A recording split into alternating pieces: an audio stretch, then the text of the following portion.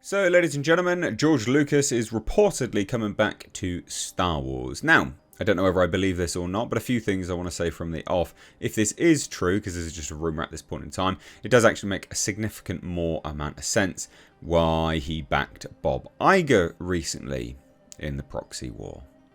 Doesn't it? Yeah.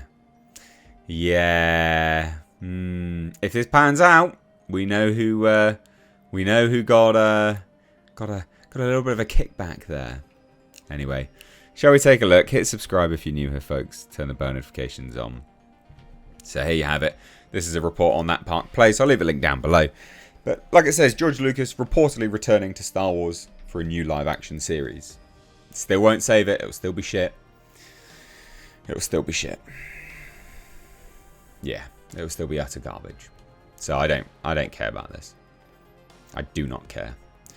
Former Star Wars assistant director and second unit director Roger Christian claims that George Lucas is returning to Star Wars and will be involved in a new live-action series. So that's a pretty big claim from a big person. You know, like a pretty high-up person saying that there. So Christian, who won an Academy Award for the original Star Wars film for Best Production Design, revealed in a recent interview with Star Wars YouTuber Star Wars Theory that George Lucas is returning to Lucasfilm to work on a new live-action series. And I still don't give a shit. And I don't think anyone else cares either. I don't think this is the sort of golden goose that they think it is now. Like, it's not a get to have George Lucas back. It's not. It's not, considering he sided with Bob Iger. It shows a complete flagrant disregard for basic common sense. So anyway, Christian stated, and I quote, "I think he's coming back. I'm pretty sure now that he's doing a series. I think they're now bringing him into the fold." Even that word I hate. Bringing him into the fold. He was the fold. From what I hear, because there's a Star Wars live-action series coming. And I've got a strong suspicion that George will have something to do with that. That's what I'm thinking. And I might be prophesizing. What live-action series? There isn't one. Is there? Nothing which they've announced. That's what I had heard and read. And I don't know from anything apart from I'm prophesizing that might happen, because you've seen he's been very physically present there. He's been down on the set and everything. And that is true. And again, remember, why did he come out and back... Why did he come out and back Bob Iger if he wasn't going to get anything for it? Because it doesn't make any sense to back Bob Iger from multiple angles, right? It doesn't make any sense from a perspective of financial elements, right? Let's look at financially speaking. Does George Lucas benefit at all from siding with Bob Iger just on a purely business perspective? No. Bob Iger has caused Disney stock to go down recently, whereas siding with Nelson Peltz would have made it go up. Nelson Peltz announced his proxy war, stock prices went up. So that doesn't make any sense. Doesn't make any sense in terms of what he's done, you know, what Lucasfilm has done and Bob Iger has done with Star Wars either for him to come back. Aside from... well, to back Bob Iger, sorry. Aside from George Lucas being given a series to do. That's why I think he backed Bob Iger. So Christian's comments come in the wake of the George Lucas supporting the Walt Disney Company amid its proxy battle with Nelson Peltz. In the middle of March, a statement from Lucas read, "Creating magic is not for amateurs." I can't wait to see what you do then with Star Wars. "When I sold Lucasfilm just over a decade ago, I was delighted to become a Disney shareholder because of my long-time admiration for its iconic brand and Bob Iger's leadership, or his recent leadership. When Bob recently returned to the company during a difficult time, I was relieved." Why? No one knows Disney better. Yeah, some people do though.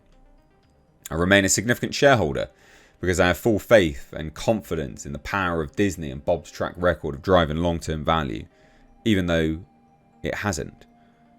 Like, the value's gone down. I have voted all of my shares for Disney's 12 directors and urge other shareholders to do the same." So the statement was bizarre, given Lucas's public statements were critical of the Walt Disney Company and his handling of Star Wars after he sold the company for over $4 billion back in 2012, and that's the thing, he's been public about it. For example, in an interview with Charlie Rose, ahead of the release of The Force Awakens in 2015, Lucas described the Walt Disney Company and its leadership, including Bob Iger, as white slavers. These are my kids, all the Star Wars films. I loved them, I created them. I'm very intimately involved in them. I sold them to the white slavers that take these things and... That's very different, isn't it, mate?